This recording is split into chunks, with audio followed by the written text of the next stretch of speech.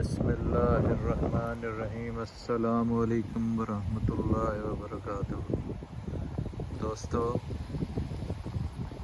आज बड़ा खूबसूरत दिन निकला। हाँ, और जिन कहते ना आज दिन निकला, आज दिन चढ़िया तेरे रंग वर्गा।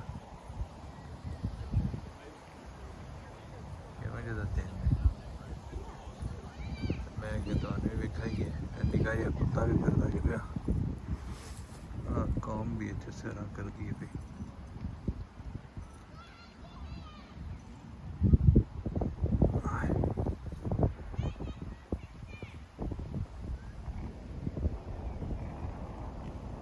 ये यूके का सब तो बड़ा पार्क है, बड़ा ही खूबसूरत है, बड़ा ग्रीन है, जंगल लाइफ पूरी।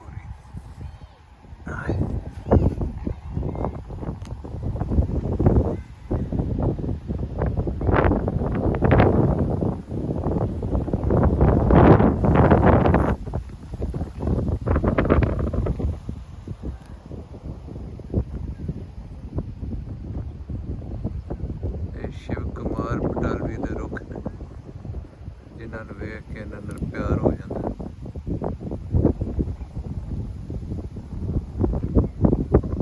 है जी।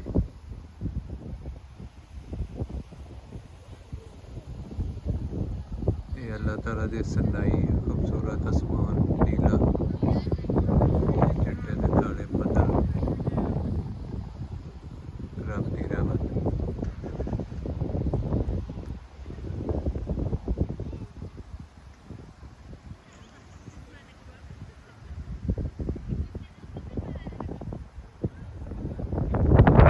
यूके दे विच कहंदे कि जदों इत्थे जंगल सी ना निरा आबादी नहीं सी, जिन्ना उदों जंगल सी इत्थे जिन्ना नंबर ऑफ ट्रीज उदों सी उस तो हुण ज़्यादा मतलब आबादी भी जिहड़ी वो भी वधी गई है, लेकिन इन्होंने जंगल भी वधाई गए नाल नाल इन्होंने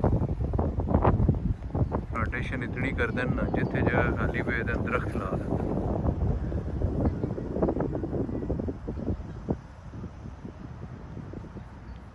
धुप निकली है तो मैं इत्थे पार्किंग दे नाल ही पै गया।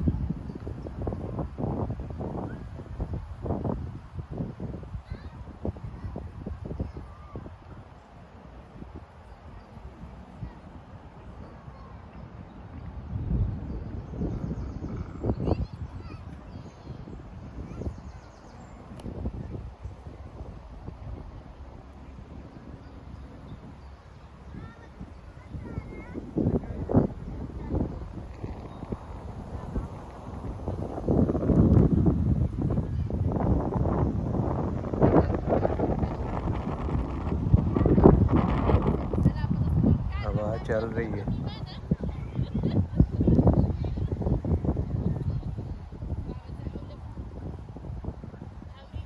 धूप, बादल और हवा।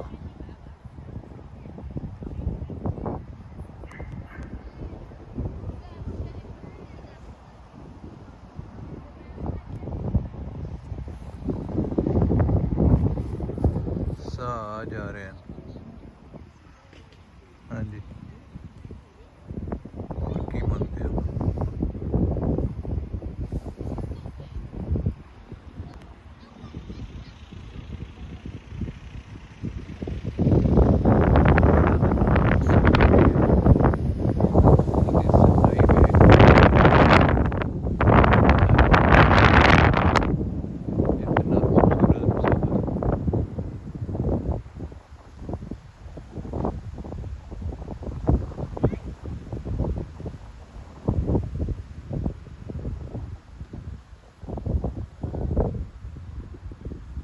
नेक्स्ट टाइम जो हिम्मत हुई ना तो मैं थोड़ा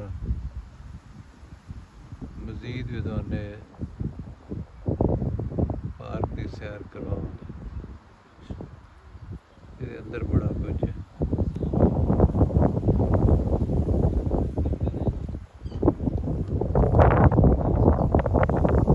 अंदर एक जू बने हैं, बच्चों के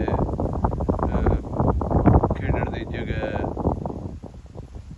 बेसिकली एक प्राइवेट घर सी 17ਵੀਂ ਸਦੀ ਦੇ ਵਿੱਚ ਇੱਕ ਫੈਮਿਲੀ ਦਾ ਘਰ ਸੀ ਇਹ, ਤੇ ਉਹਨਾਂ ਨੇ ਪਬਲਿਕ ਨੂੰ ਡੋਨੇਟ ਕਰ ਦਿੱਤਾ। ਬਾਅਦ ਦੇ ਇਹ ਲੋਕਾਂ ਵਾਸਤੇ ਸੈਰਗਾਹ ਔਰ ਪਾਰਕ ਬਣਾ ਦਿੱਤਾ ਗਿਆ। ਕਦੀ ਇੱਥੇ ਰਹਿੰਦਾ ਸੀ, ਉਹਨਾਂ ਦਾ ਘਰ ਦੀ ਬਿਲਡਿੰਗ ਵੀ ਮੌਜੂਦ ਹੈ।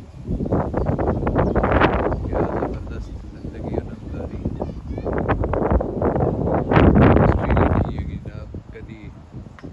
ਇਸ ਘਰ ਦੇ ਵਿੱਚ ਬੜੀਆਂ ਸੋਸ਼ਲਾਈਜੇਸ਼ਨ ਹੁੰਦੀ ਸੀ ਔਰ ਬੜੀ ਪਾਰਟੀਜ਼ ਕੀਤੀ ਜਾਂਦੀਆਂ।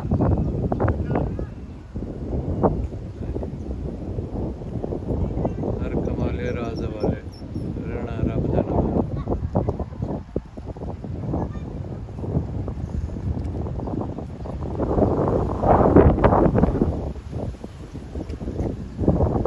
ਇੱਥੇ ਕਦੀ ਕਦੀ ਬੜੇ ਦੀ ਚੁਦਰਾ ਹੁੰਦੀ ਹੋਣੀ ਹੈ ਪਾਰਟੀਆਂ ਤੇ, ਉਹਨਾਂ ਦੀ ਜਿਹੜੀ ਹੁਣ ਬੈਠਕ ਹੈ ਨਾ ਜੀ, ਉਹ ਬਸ ਫਰਸ਼ ਹੀ ਪਈ ਹੈ। ਜਿੱਥੇ ਕਦੀ ਪਿੰਡੋਂ ਪਿੱਛੋਂ ਦਾ ਸ਼ੋਰ ਹੋਣਾ ਔਰ ਬਾਹਰ ਆਬਾਦ ਹੋਣੀ ਹੈ ਉੱਥੇ।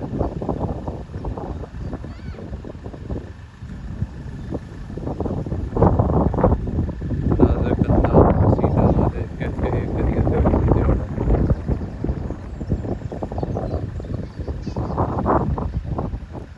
ਬੱਚਿਆਂ ਦੀਆਂ ਕਿਲਕਾਰੀਆਂ ਹੋਣੀਆਂ। ਬਾਕੀ ਜਵਾਨ ਗੋਰੇ ਉੱਤੇ ਡਿੱਗੇ ਹੈਡ ਪਾ ਕੇ ਉੱਤੇ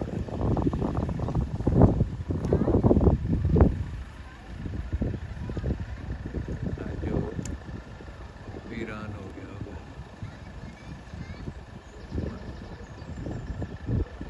ਆਮ ਬੰਦੇ ਸਾਡੇ ਵਰਗੇ ਗਰੀਬ ਗੁਰਬਾ ਹੋ ਗਏ ਅਲਾਉਡ ਹੋ ਗਏ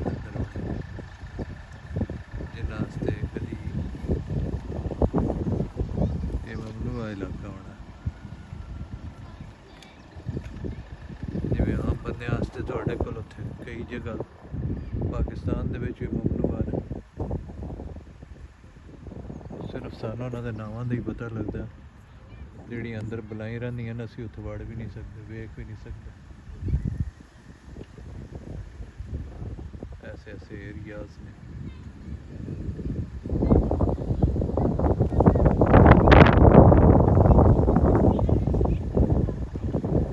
जिथे बस सरदार ते उन्होंने बच्चे ही रहते।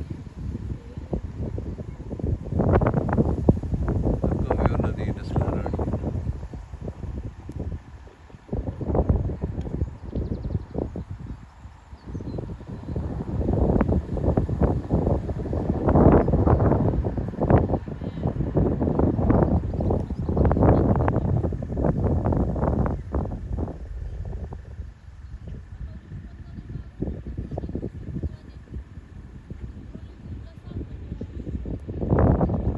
सदियां बाद शायद साढ़े मुल्क दे विच भी कहीं दे हालात होण कि जिथे इक्वालिटी आ जाए और सोशल जस्टिस होए। हुण इत्थे ते मुल्का भी कली गड्डी लगी फिर जाती है, ते बोरिस जॉनसन भी ट्रेन दे विच टिकट लैके चढ़े आंदा। साढ़े उत्थे जनाब करता धरता ने खुदा बड़े बड़े साढ़े उत्थे थानेदार ही माड़ नहीं हुंदा। DC दे उंज मिनी गार्ड SP साहब जिहड़े ने वो थोड़ी जान ही लै सकदा।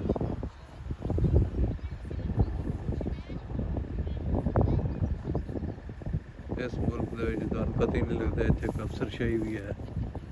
थोड़े सारे काम मामलात मसाइल फोन दे उत्ते ही हल हो जांदे। किसी अफसर नमा शहर के मत्थे नहीं लगना पैंदा। बल्कि खुदा दिन रात फौजा करती आज़ादी एंजॉय करती है।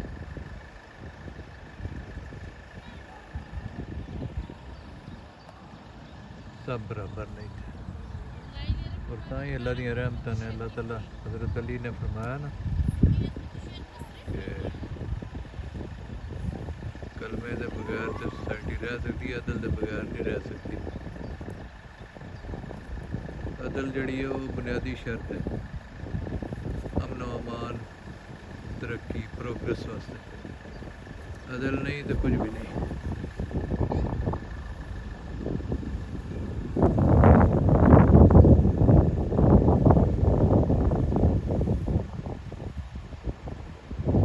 हेलो सरकार, अज नहीं समा खराशी काफ़ी है, हर दम तकलीफ ने आज। तब तक खुदा हाफिज़, सलामत रहो, अल्लाह दी आफियत विच रहो।